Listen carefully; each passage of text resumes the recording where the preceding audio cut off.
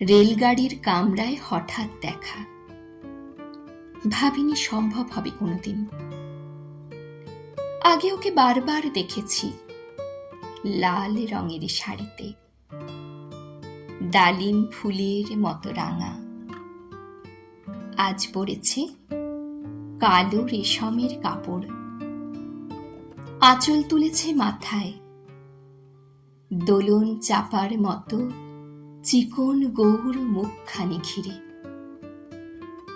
মনে হলো কালো রঙে একটা গভীর দূরত্ব ঘনিয়ে নিয়েছে নিজের চারদিকে, যে দূরত্ব সর্ষে ক্ষেতের শেষ সীমানায়, শালবনের নীলাঞ্জনে। থমকে গেল আমার মনটা। চেনা লোককে দেখলেম অচেনার গাম্ভীর্যে। হঠাৎ খবরের কাগজ ফেলে দিয়ে আমাকে করলে নমস্কার।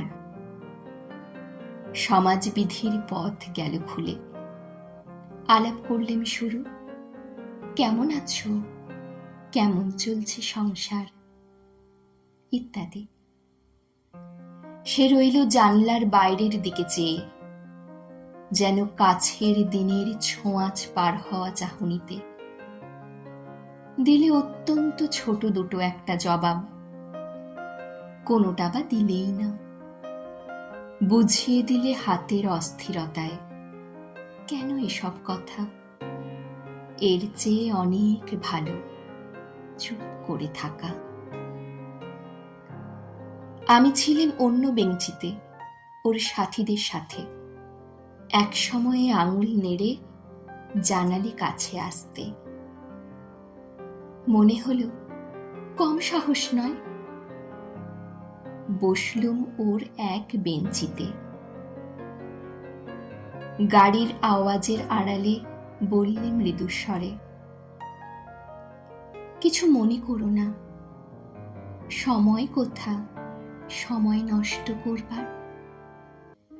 আমাকে নামতে হবে পরে স্টেশনে, দূরে যাবে তুমি, দেখা হবে না আর কোনো দিনই।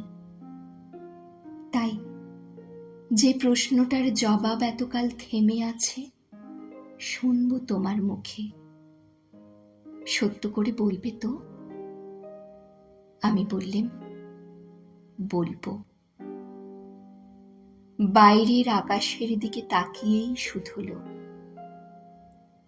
আমাদের যেদিন গেছে একেবারেই কি গেছে, কিছুই কি নেই বাকি।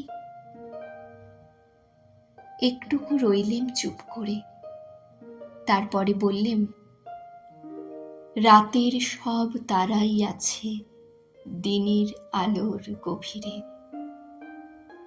খটকা লাগলো, কি জানি বানিয়ে বললেম নাকি। ও বললে, থাক, এখন যাও ওদিকে। সবাই নেমে গেল পরের স্টেশনে, আমি চললেম একা।